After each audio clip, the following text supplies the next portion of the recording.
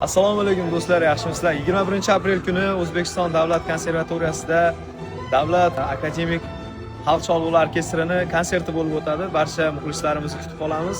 O'sha o'zbek filmlarini sog'ingan insonlar uchun maza qilib soundtracklarni eshitib, dam olib, maroqli hordiq olib ketishinglar mumkin.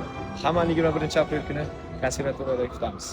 Kilasanmi derdim, ayrılashar chog' kelaman derdim, sekin iymanib tilimning uchida hanuz shu so'roq,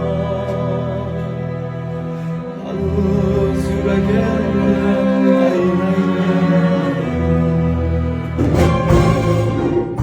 gulagan yoshlik chog'da sen ochiqning ko'ngil bog'ida,